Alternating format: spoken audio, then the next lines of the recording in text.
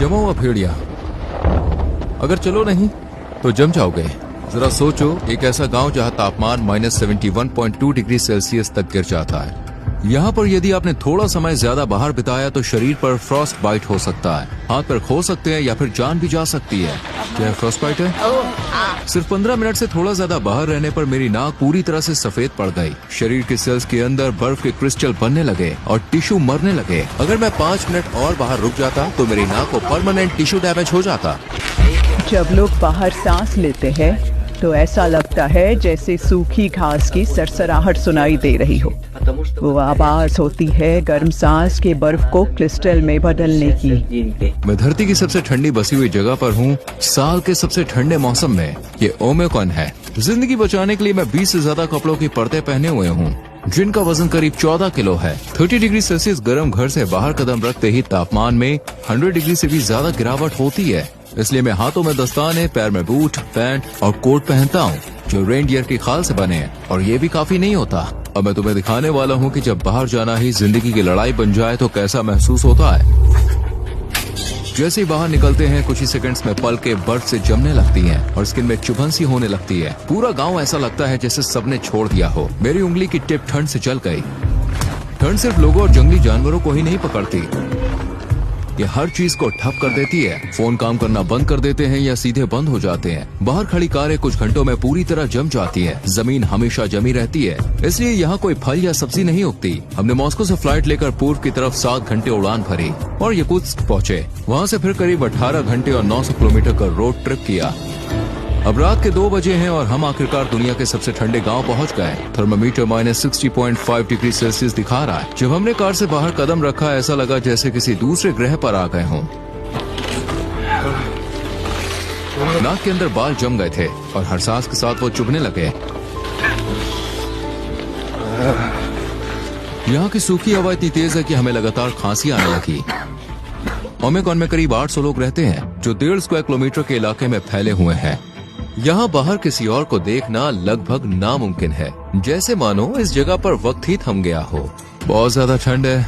हम करीब 15 मिनट से बाहर चल रहे हैं। जैसे कि आप देख सकते हैं मेरे दोस्त की पलकों पर बर्फ जमी हुई है, उसकी ऊपरी होंठ पर भी बर्फ की बूंदें दिख रही हैं। इस इलाके में जमीन पूरे साल जमी रहती है। ओमिक्रॉन हमारा इलाका जो पहाड़ों से घिरा हुआ है, यहाँ ठंड इतनी भयानक होती है कि तापमान -63 डिग्री सेल्सियस या यहाँ तक कि -64 डिग्री सेल्सियस तक गिर जाता है। क्योंकि ओमिक्रॉन एक घाटी में बसा है तो यहाँ हवा भी नहीं चलती, ठंड बस बैठ जाती है और रुकी रहती है। इस जमी हुई जमीन की परत को परमाफ्रॉस्ट कहते हैं, जो सैकड़ों मीटर गहरी हो सकती है। इस जानलेवा ठंड से बचने के लिए गाँव वालों ने एक सेंट्रल हीटिंग सिस्टम बनाया है। एक कोयले से चलने वाला बॉयलर पाइप्स के जरिए ज्यादातर घरों तक गर्मी पहुंचाता है। ये सिस्टम हर वक्त चलते रहना चाहिए। अगर थोड़ी देर भी बंद हो जाए तो सबकी जान खतरे में आ सकती है। यहाँ के घर अंदर से आम गांव के घरों से बिल्कुल अलग होते हैं। सेंट्रल बॉयलर से जुड़े हीटिंग पाइप्स हर कमरे से होकर गुजरते हैं ताकि घर गर्म रह सके।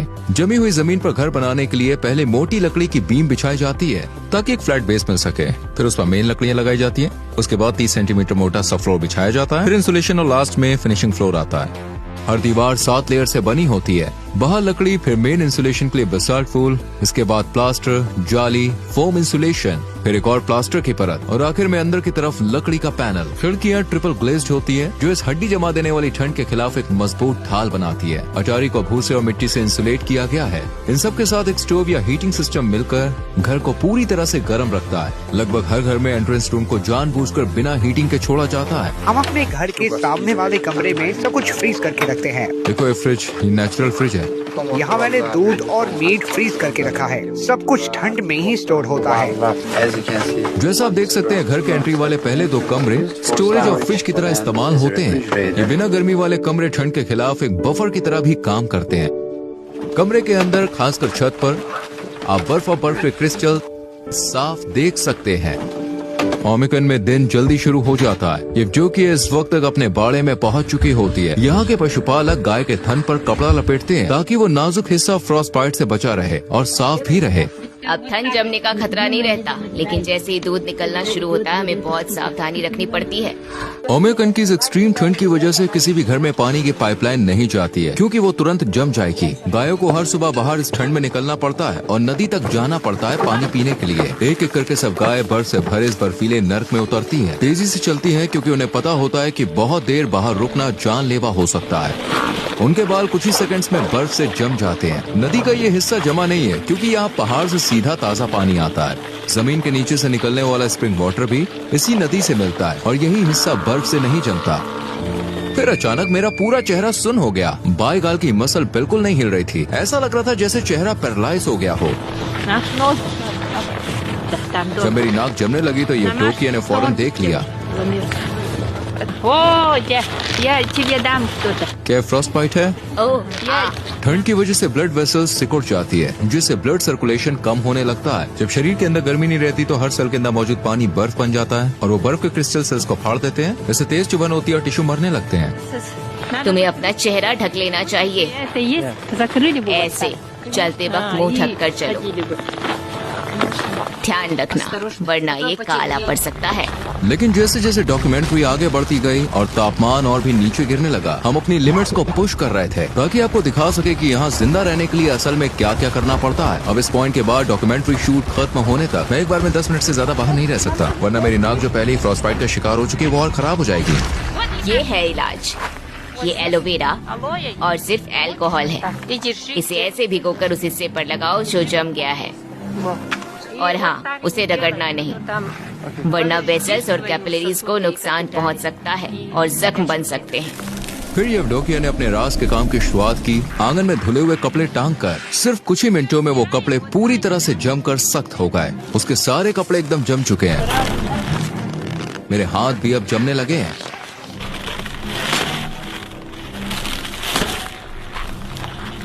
इसके बाद वो सीधे अपने बाड़े की तरफ गए गायों का दूध निकालने के लिए। मैं याकुट की गाय पालती हूँ क्योंकि इनका दूध बहुत हाई क्वालिटी का होता है। इनमें फैट कंटेंट 7 से 8% तक हो सकते हैं। जैसे कि आप देख सकते हैं छत पर कुछ बर्फ और बर्फ के क्रिस्टल जमे हुए हैं, लेकिन अंदर का माहौल फिर भी गर्म है। दीवारों के किनारे भी बर्फ से ढके हुए हैं। छत से कुछ पानी की बूंदें टपक रही हैं जो अंदर की नमी की वजह से है। पूरा कमरा घास, गर्म दूध और जानवरों की एक सोंधी सी खुशबू से भरा है। अब हम मिलने जा रहे हैं घोड़ा पालक से। हम देखेंगे याकुत के जंगली घोड़ों को उनके असली घर में। मिखाइल, रूही, ये रहे याकुत घोड़े। यहाँ की हालत इतनी सख्त है कि सिर्फ यही घोड़े खुद को इस माहौल में ढाल पाए हैं। आज तापमान कितना है? यहाँ का तापमान करीब -50 डिग्री सेल्सियस है और बाहर ज्यादा देर रहना मुश्किल होता है। हमारे पास खुले मैदान में फेंसिंग का एक सिस्टम है। ये घोड़े ज्यादातर खुले में ही चरते हैं। इन याकुटियन घोड़ों को गर्म शेल्टर की जरूरत नहीं होती। ये -70 डिग्री सेल्सियस की ठंड में भी दिन रात खोले में रह सकते हैं। आम घोड़ों की तुलना में ये कद में थोड़े छोटे होते हैं, जो इन्हें सर्दियों में बाहर रहने में मदद करता है। क्योंकि छोटा शरीर मतलब कम एरिया में गर्मी बरकरार रहती है। इनका शरीर काफी फूला हुआ, मोटा और गोल दिखता है। ये इनकी मोटी फर की वजह से है और उनके खुर भी काफी लंबे हैं, जो उन्हें इस जमा देने वाली जमीन पर बहुत देर तक खड़े रहने देते हैं। इन्हें पकड़ा नहीं गया है, इन्हें बस यहाँ खाना खिलाया जाता है। इनका शरीर ही इनका खाना है। ये है घोड़े का मांस। यहाँ लोग इसे खाते हैं। जैसा आप देख सकते हैं इसमें काफी फैट है। ये पैकेट है घोड़े के मांस का पैकेट। ये किसी कस्टमर ने ऑर्डर किया है और इसे भेजा जाएगा। ये जो सूखे घास का ढेर आप देख रहे हैं, इसे गर्मियों में इकट्ठा करके रखा गया था। सर्दियों में यही घोड़े का मुख्य खाना होता है। खाइल ने हमें अपने घोड़े का मांस और लिवर चखने को दिया, जिसे इस इलाके में सिर्फ कच्चा और जमा हुआ ही खाया जाता है। घोड़े का कच्चा मांस।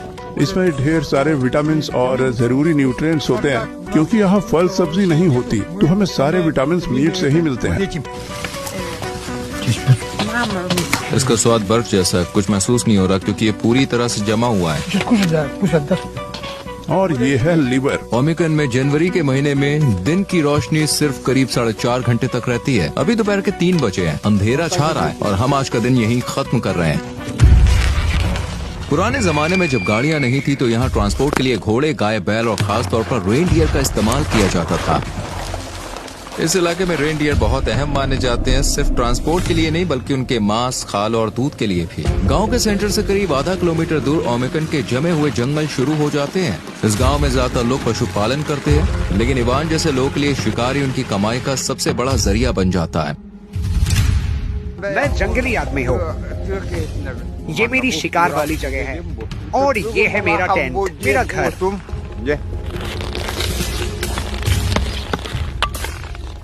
वो अभी आग जला रहा है। हमें इस आग की जरूरत है क्योंकि यहाँ बहुत ज्यादा ठंड है।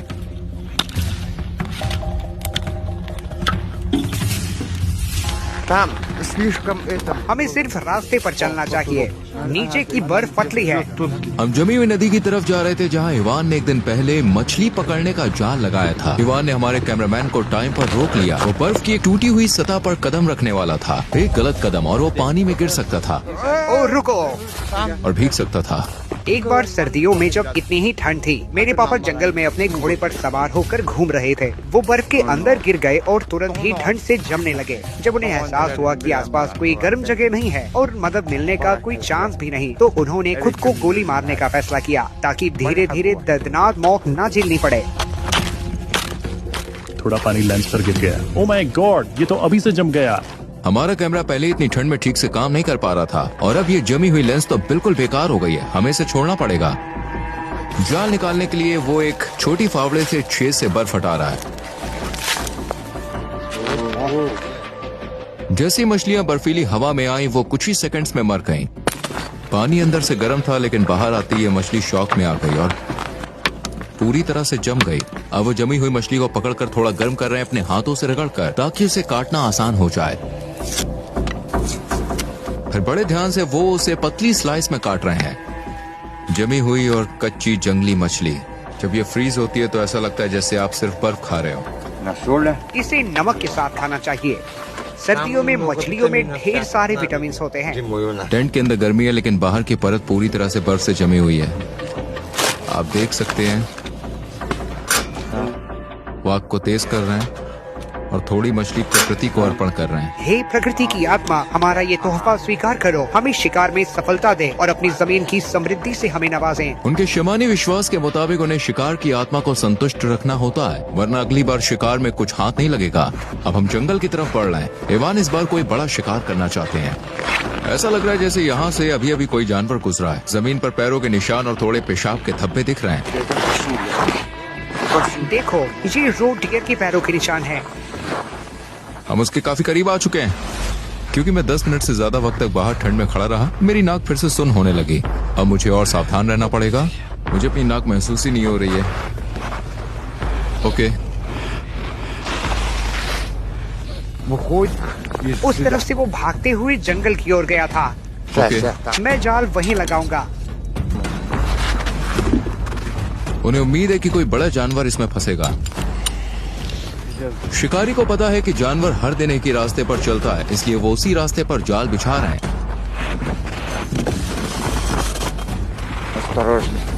अब वो जाल को बर्फ से ढक रहे हैं। जाल के आसपास के निशानों को मिटाने के लिए वो कुत्ते की पूंछ का इस्तेमाल कर रहे हैं। हम बाद में फिर यही लौटेंगे देखने के लिए कि ये क्या पकड़ता है, लेकिन उससे पहले इवान उस जाल को चेक करना चाहते हैं जो उन्होंने कल लगाया था। वो बर्फ से ढके इलाके को ध्यान से स्कैन कर रहे हैं। ये पूरा इलाका मेरे लिए किताब जैसा है। जब बर्फ गिरती है, मैं उनके पैरों के निशानों से ट्रैक करता हूँ कि कितने जानवर हैं। मुझे पहले से पता है कि इस इलाके में कितने जानवर रहते हैं। और ये रहा बर्फ पर पड़ा हुआ एक दमदार शिकार। तुम्हें एक खरगोश मिला है और वो भी बहुत बड़ा। हम सबके खाने के लिए काफी होगा। उसे जाल ने नहीं मारा, वो वहीं फंसा रह गया और जानलेवा ठंड ने उसकी जान ले ली। तो यहाँ प्रकृति कोई मजाक नहीं करती। ये जाल उस जाल से छोटा है जो हमने आज लगाया था। अब देखना है कि अगली बार क्या फंसता है, लेकिन फिलहाल आज रात आग पर मीट पकेगा। ओम्याकान में खरगोश बहुत मिलते हैं। युद्ध के समय हमारे लोग इन्हीं खरगोशों का शिकार करके जिंदा बचे थे। तुम्हारा ने खरगोश पकाया, अपने घर में डिनर टेबल तैयार की। इसमें बिल्कुल फैट नहीं है, ये बहुत लीन मीट है, थोड़ा सूखा लगता है। आगे आने वाले कुछ सीन शूट करना हमारे लिए सबसे मुश्किल था, लेकिन द ओलेंगोव्स की मदद से, जो रूरल रशिया पर यूट्यूब का सबसे बड़ा चैनल है, हम ये सब शूट कर पाए। सुबह की पहली रोशनी में हमें घर के पास कुछ ऐसा दिखा जिसकी उम्मीद नहीं थी। एक विशाल सांप की मूर्ति जो पूरी की पूरी गाय के गोबर से बनी हुई है। उसका वजन 360 किलो से भी ज्यादा है और इसे एक लोकल किसान ने बनाया है। यहाँ का सब जीरो क्लाइमेट पानी की पाइपलाइन को भी चलने नहीं देता। अगर पाइप लगाए जाए तो उसके अंदर का पानी तुरंत जम जाएगा। इसलिए लोग अपनी जरूरतें ऐसे पूरी करते हैं जैसे हाथ धोने के लिए टैंकों में पहले से स्टोर किया गया पानी इस्तेमाल करना। हमारा सिंक काफी पुराना है। नीचे एक बाल्टी रखी है जिसमें पानी गिरता है और जब भर जाती है तो उसे उठाकर बाहर फेंक देते हैं। एक बार फिर यहाँ प्लम्बिंग सिस्टम न होने की वजह से घरों में ना तो शावर होता है ना टॉयलेट। इन जरूरी सुविधाओं को बैग में बनाए गए कैबिन्स में रखा गया है जो बिना हीटिंग के होते हैं। सीवेज सिस्टम न होने के कारण इंसानी वेस्ट वहीं जमा रह जाता है जहां उसे डाला गया है। जैसे ही वेस्ट हवा के संपर्क में आता है वो तुरंत जम जाता है और धीरे धीरे बर्फ के खंभों की तरह जमा होता है जो कभी कभी 1 से 2 मीटर ऊंचे हो जाते हैं और फिर धीरे धीरे टूटते हैं। जब किसी को टॉयलेट जाना होता है तो उसे पहले काफी सारे कपड़े उतारने पड़ते हैं और जल्दी करना पड़ता है ताकि ठंड से जम ना चाहे। ये कोई आरामदेह अनुभव नहीं होता। लेकिन ये टॉयलेट थोड़ा अलग है, इसमें हीटर है, पर प्रॉब्लम ये इसे वेंटिलेट नहीं किया जा सकता क्योंकि बाहर की ठंडी हवा हीटिंग सिस्टम को खराब करती है। ओह देखो, अरे वाह। इस तरह के टॉयलेट को ठंड से बचाने के लिए अब भी इस्तेमाल किया जाता है। हालांकि इसके अंदर अक्सर तेज बदबू जमा हो जाती है।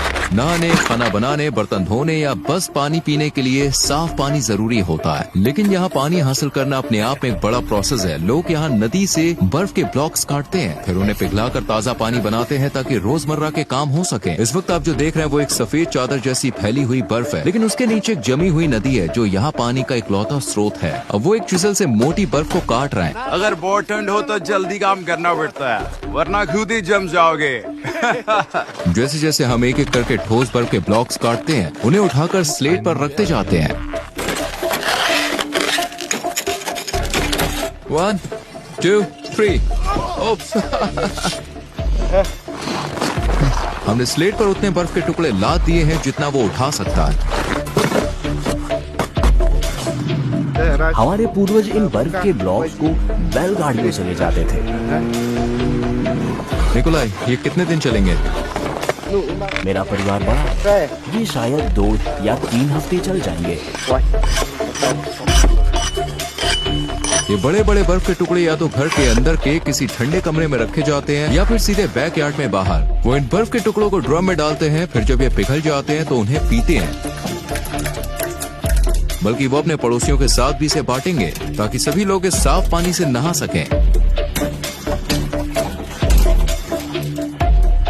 इस गांव में नहाने की शुरुआत नल खोलने से नहीं होती बल्कि लकड़ियां काटने से होती है।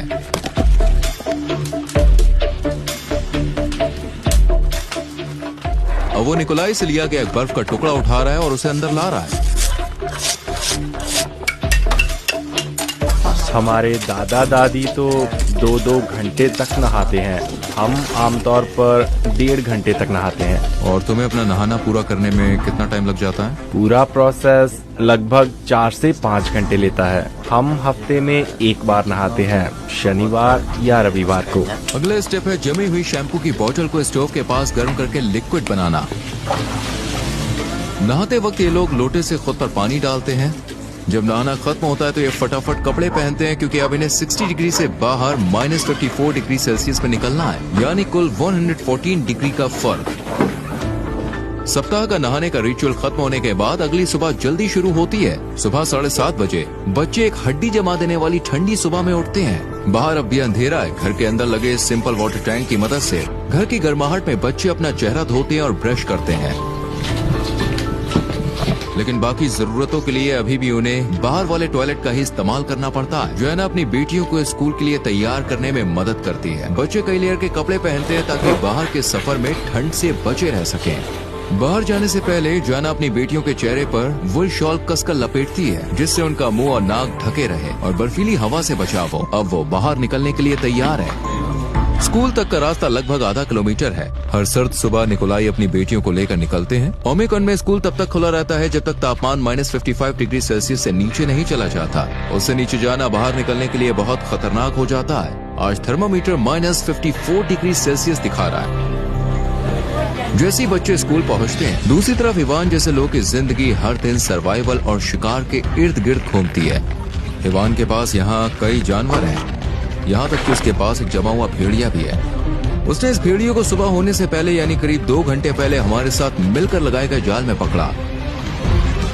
भेड़िया जाल में फंसा था और ठंड की वजह से मर गया क्योंकि वो हिल नहीं पाया। ठंड में अगर हिलते नहीं हो तो मर जाते हो। ये नर भेड़िया है। अब इवान इसकी खाल बेचेगा और इसके मांस का इस्तेमाल करके नया जाल लगाएगा जिससे वो भालू का शिकार करेगा। वो हमें अपने शिकार का कलेक्शन दिखा रहा है। ये उन लोमड़ियों की खालियां हैं जिन्होंने उन्हें पूरी सर्दी ट्रैक किया और पकड़ा। इसकी फर कितनी मोटी थी, ये तो पूरा बड़ा भालू था। इन भालुओं को मारना पड़ा क्योंकि ये मेरे जानवरों पर बार बार हमला करते थे। हर साल ये मेरी जमीन पर आ जाते हैं और हर बार इनकी संख्या बढ़ती जा रही है। ओमिकॉन की ठंड इतनी ज्यादा है कि सबसे मजबूत गाड़ियां भी फेल हो जाती हैं अगर उन्हें सही तरीके से तैयार ना किया जाए। अगर कोई गाड़ी कुछ घंटे तक बिना इंजन चलाए बाहर रह जाए तो वो पूरी तरह से जम जाती है और बिना पूरी तरह डिफ्रॉस्ट किए चालू नहीं होती। अपनी कार को डिफ्रॉस्ट कैसे करोगे? हम जेट हीटर यूज करेंगे। हमें नहीं पता कि स्टार्ट होगा या नहीं। हर हिस्सा कड़क बर्फ में जम चुका है, मेटल, फ्यूल, तेल, यहाँ तक की बैटरी भी। वो सबसे पहले कार पर जमी मोटी बर्फ को ब्रश से साफ कर रहे हैं। टायर एकदम पत्थर जैसा सख्त हो गया है। बाहर का तापमान -56 डिग्री सेल्सियस था। टायर पंक्चर नहीं हुआ है, बल्कि इतनी ज्यादा ठंड में अंदर की हवा सिकुड़ जाती है जिससे टायर पिचक जाता है। ये लोग इस सेटअप को इंस्टॉल कर रहे हैं ताकि गाड़ी को गर्म किया जा सके। हम इसे पूरी तरह से बंद करने की कोशिश करते हैं ताकि जो गर्म हवा अंदर है वो बाहर न निकले।